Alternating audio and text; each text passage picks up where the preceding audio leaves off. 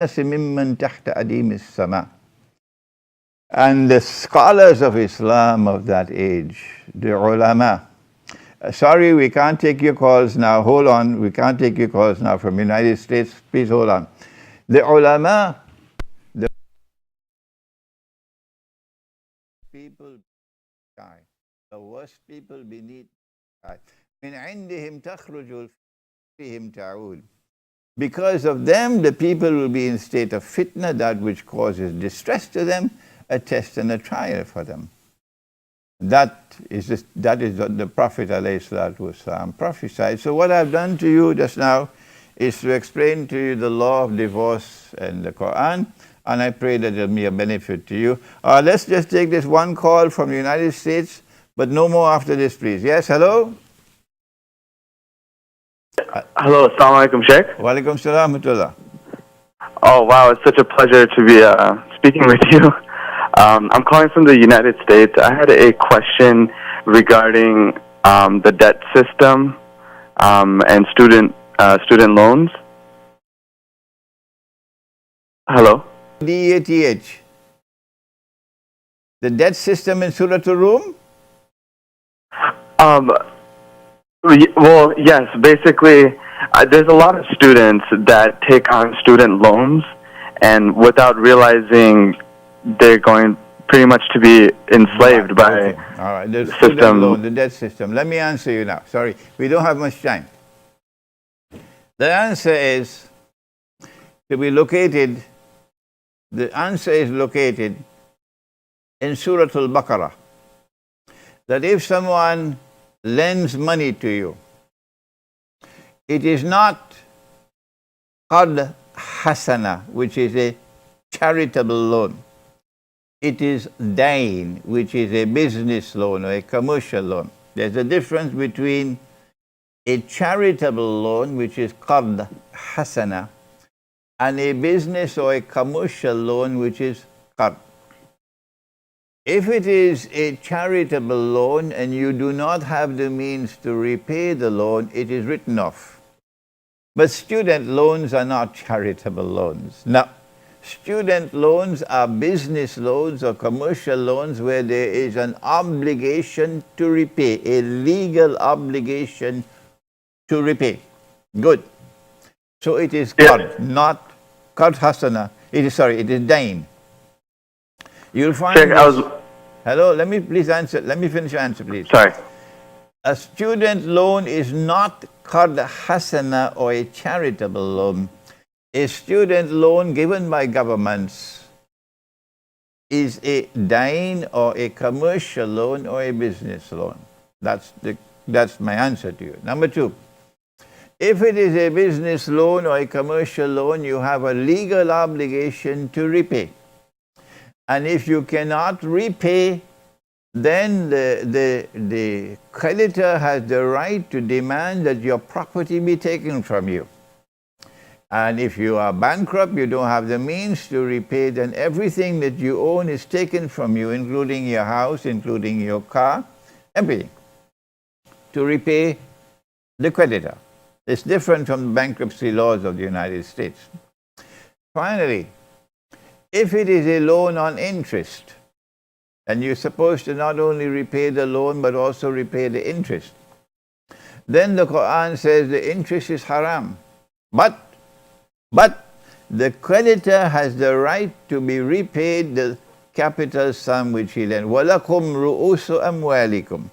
So you have a legal obligation to repay a student loan. The legal obligation extends to the loan itself and not to the interest. This is my answer to you. Any other question?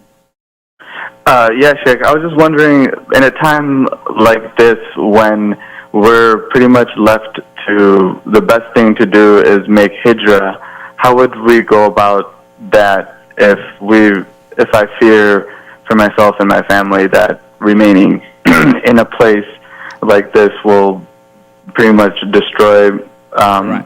our iman, our Islam, and hijrah is the best.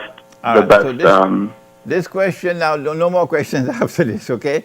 This question is different from the student loan question. That's the two separate subjects now, okay? when you recognize that living in a particular place is a danger to your faith and for the faith of your family, then Allah's command in the Quran is Ku anfusakum wa ahlikum nara. Protect yourselves and protect your families from the fire. This is a command in the Quran. What you will do is to seek to make hijrah out of that land.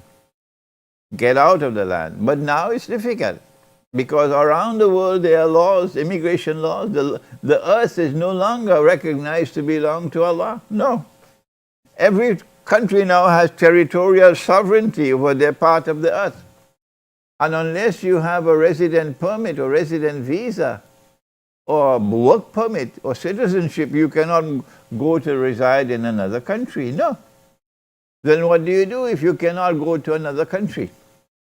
Answer, you seek refuge in the remote countryside of the land in which you are living. Go to the remote countryside, produce your own food, get some animals, so you have milk and you have meat and you have vegetables that you produce, and try to live a life in which you are disconnected from the godless world. Okay? Even if you stole all those loans back? If you want to withdraw from the city and your wife and children do not want to withdraw, then leave them and go. If the wife wants to withdraw and the husband does not want to go, let her go and leave him behind. If you're on board a ship and the ship is sinking, and those of which you don't want to get off the ship, and you remain on board with them, then when the ship sinks, you will sink with them. But if you get off the ship, and you're in a place of safety, then there's a chance that you can get them to also get off the ship and join you. So whatever you have to do, make sure you get out of the cities, go to the remote countryside, produce your own food, have your own milk and meat. If you are a community large enough to form a market where you'll use dinar and dirham for buying and selling. Or you can also have barter for buying and selling. All right, I'm sorry I can't devote any more time to your question from the United States because we still have a subject of Gog and Magog. We won't have any more calls for today, please. No more calls for today. A question from Canada about Gog and Magog, and I have to be very fast now. The Arabs in Mecca did not know how to deal with a man from amongst their midst who was truthful, they called him Al-Amin, now declared that he's a prophet of Allah. So they sent a delegation to the northern city of Yathrib, where there's a large community of Jews and rabbis. How can we tell whether he is indeed a prophet of God like unto Moses and Abraham and so on? The rabbis responded by saying, ask him these three questions which only a prophet can answer. No historian can answer it. No scholar can answer it. Only a prophet. And if he answers them correctly, then you will know he is indeed a prophet. But the rabbis did not give them the answers. They only gave them the questions. Question number one was ask him about the great traveler who traveled to the two ends of the land. And question two was about a cave, and question three was about the roof, but we're not dealing with that now. We're dealing with question one. Allah repeated the question in the Quran when He sent down the answer. And the answer is to be found in Surah Al-Kahf. وَيَسْأَلُونَكَ عَنْ ذِي الْقَرْنَيْنِ. And they question thee. The rabbis are questioning thee, O Muhammad, about Dhul Qarnayn. Someone who impacts on two qarns. Qarnayn. A qarn can mean a horn, or a qarn can mean an age or an epoch or a generation. Which one is it? The one who possesses two horns, or who impacts on two ages or two generations? Which one is it? The answer is to be found in the Quran. That every time Allah uses the word qarn in the Quran, He always means generation or age or epoch, and never, never, never means horn. So Zul Qarnain is someone who impacts on two ages, two epochs, two generations. He's someone who has faith. He's someone who's endowed with power. Allah gave him power. And he has the power to pursue whatever objective he chooses to pursue. And so he travels in the direction of the setting of the sun, which is meaning traveling west, until he came to a body of water. And that body of water is dark and murky, dark and murky. The commentators of the Quran, I don't have the time to give you all the evidence and produce all the arguments to identify the body of water for you. I simply have to say to you, the commentators of the Quran, like Ibn Kathir, recognize it as the Black Sea. The Black Sea, yes, the Black Sea, and the Crimea, the peninsula called Crimea, is located in the Black Sea, commanding the whole of the Black Sea. You control Crimea, you control the Black Sea. So there, at that body of water, he came across a people. And Allah asks him in the Quran, how are you going to treat them? You have power, you have faith. When power rests on the foundations of faith, how is power used? When power rests on the foundations of faith, how is power used?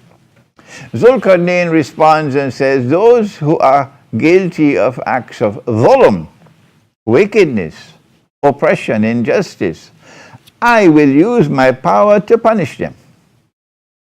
And when they return to you, you will also punish them. And so when power rests on foundations of faith, a world order is established which will be in harmony with the world above.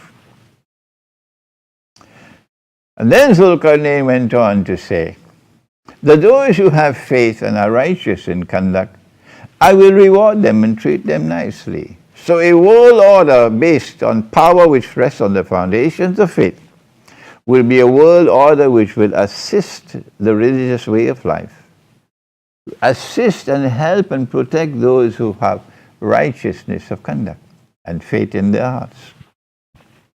Then Zulkarnain traveled in the opposite direction. And obviously, if he stops here at a body of water, then over there he stops at a body of water as well, because he goes to the rising of the sun. He doesn't travel endlessly, no. And there he comes across a people, لَمْ نَجْعَلْ لَهُم مِّن دُونِهَا سِتْرًا لَمْ نَجْعَلْ لَهُم مِّن دُونِهَا سِتْرًا. A people for whom we had provided nothing to cover them other than what they had. Meaning, and Allah knows best, a people living the primitive way of life. Zulkarnain had the wisdom, the kindness, the compassion to leave them undisturbed, leave them as they were. And then Zulkarnain, and Allah says, we understood his response. And then Zulkarnain traveled in a third direction, but the rabbis had only asked about two. But the Quran provided the third direction, because Allah knew this is what the rabbis wanted, not the first and the second, they wanted the third. And he came to a mountain, range of mountains, with a pass between them, one pass between them. That was the Black Sea, therefore that's the Caspian Sea. And in between the Black and the Caspian Sea is an unbroken chain of mountains, the Caucasus Mountains. Yes. And in between the Caucasus Mountains there's only one pass called the Darial Gorge. And there he came across a people, Zulkarnain, لَمْ نَجْعَلْ لَا يَكَادُونَ يَفْقَهُونَ قَوْلًا, whose language could not be understood. They had a unique language, different from all other languages in that area. That's the Georgian language up to this day. When they were able to communicate with each other, the people said to Zulkarnain, In Ya'juj wa Ma'juj mufsiduna fil ard. That Gog and Magog are committing fasad in our land. Fasad is that which corrupts to the extent that it can destroy. Fasad is that which corrupts to the extent that it can destroy. Fasad. And Allah reserved the greatest punishment of all in the hudud for fasad. Can you help us build a barrier to protect us from Gog and Magog? We are prepared to pay you. Gog and Magog, Nabi Muhammad now alayhi salatu wasalam tells us, Gog and Magog, not only are they people who commit fasad, but only human beings can commit fasad. Angels cannot commit fasad, no. And the jinn cannot commit fasad. We'll see why. We'll see why in a moment. It cannot be the jinn here. It has to be human beings. The Prophet said about Gog and Magog, they are an ummah of Banu Adam, human beings. Not some strange creatures living underneath the earth with 3,000 ears and 4,000 noses. You dum-dum? No, they're human beings. In the Ya'juj wa Ma'juj mufsiduna fil ard. Gog and Magog are committing fasad in our land. Can you help us? We'll pay you. Build a barrier. Zulkarnain said, I don't need your money. No. Just help me with manpower. And instead of building a barrier, he built a radam. Not a sad, he built a radam. And it was in the shape of the size of a shell. Sadafain. The two sides of the mountain were like Sadafain, the two sides of a shell. And he built a dam. And now when he built it with blocks of iron, and that's where you find raw iron, there in Georgia, by that gouge, he then put molten copper on top of it to protect it from rust. And Gog and Magog could neither penetrate nor could they scale. They could neither penetrate nor could they scale. A jinn can fly over. That's why. A jinn, you can't prevent a jinn by building a barrier. He can fly over. Jinn travel through the sky easily. Jinn travel to different dimensions of space and time. So, Gog and Magog can't be jinn. They have to be human beings. They can't be angels. They have to be human beings. When will you wake up? Human beings don't live in the interior of the earth. Nobody, They live on earth. وَلَكُمْ فِي الْأَرْضِ مُسْتَقَرٌ وَمَتَاعٌ إِلَى حِينٍ. Human beings live on the surface of the earth. That's where they normally live. So don't come with this nonsense that they're down in the interior of the earth. No. After he built the barrier, and now Gog and Magog could neither penetrate nor could they scale, he says, هَذَا رَحْمَةٌ مِّن رَبِّي. This is an act of kindness from my Lord. فَإِذَا جَاءَ وَعْدُ رَبِّ جَاءَ لَهُ دَكَّاءَ وَكَانَ وَعْدُ رَبِّ حَقًّا. Well, when that time comes, آخِرُ الزَّمَانِ, of which my Lord has warned, Allah is going to cause this barrier to be broken up, destroyed, come in ruins. And at that time, the warning of my Lord will come to pass. That's in the Quran, that's Surah Al-Kahf. What does it mean then, Qarnain? 2 ages.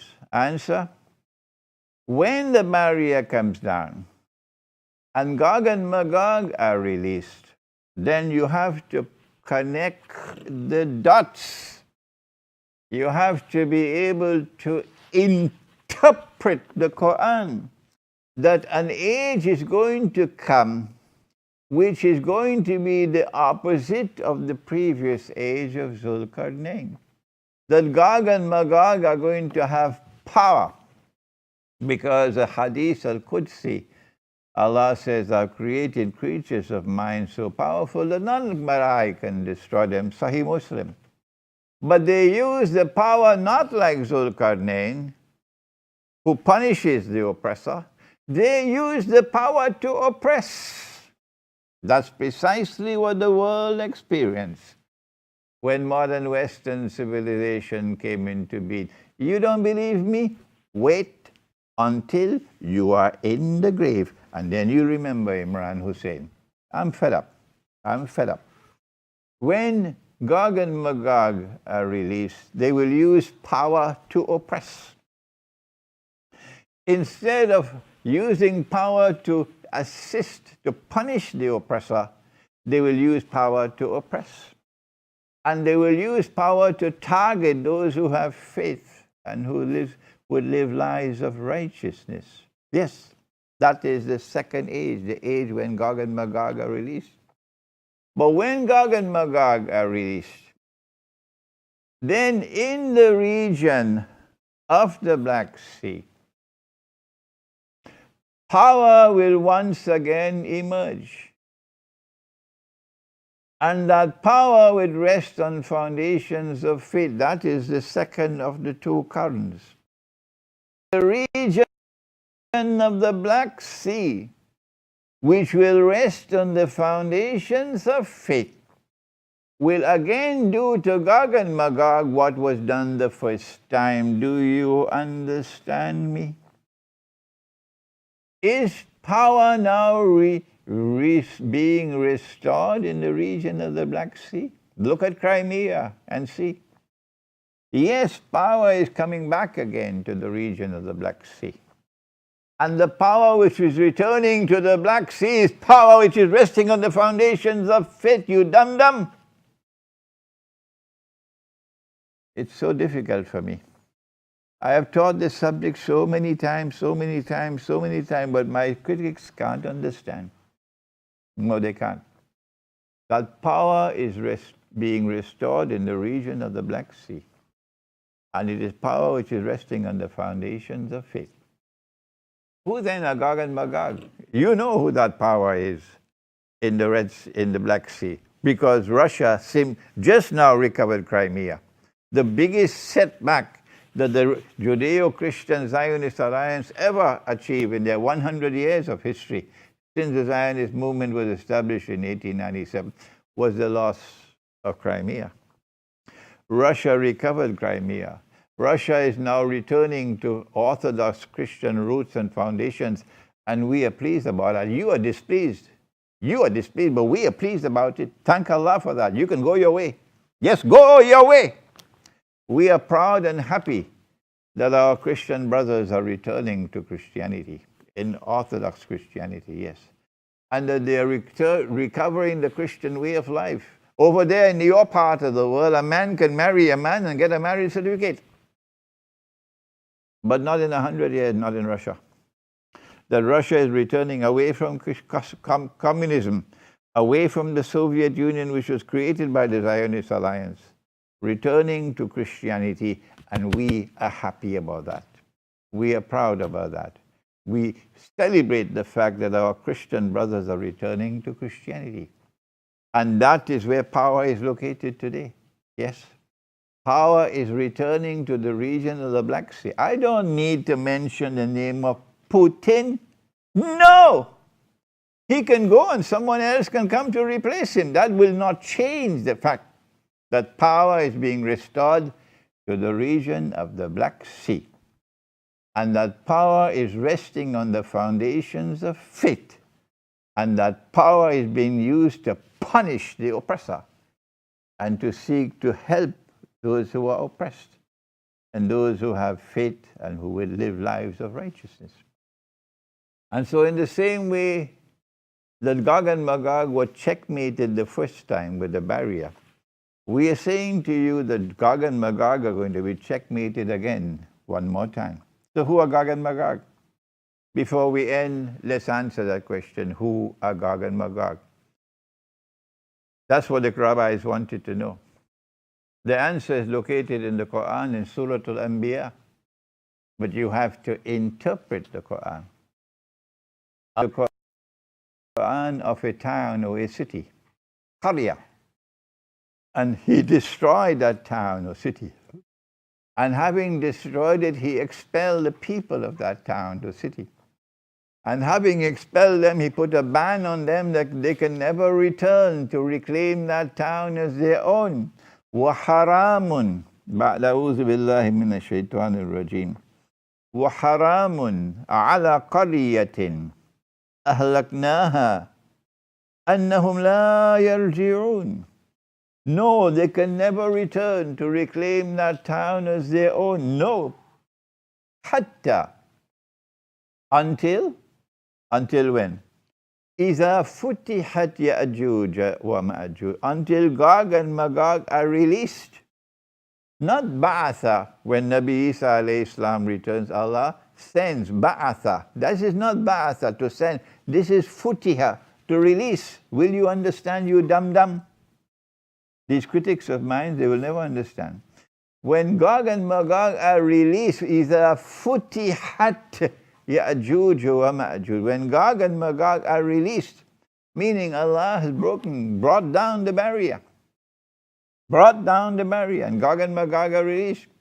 وَهُمْ مِنْ كُلِّ حَدَبٍ يَنْسِلُونَ. And they spread out in all directions.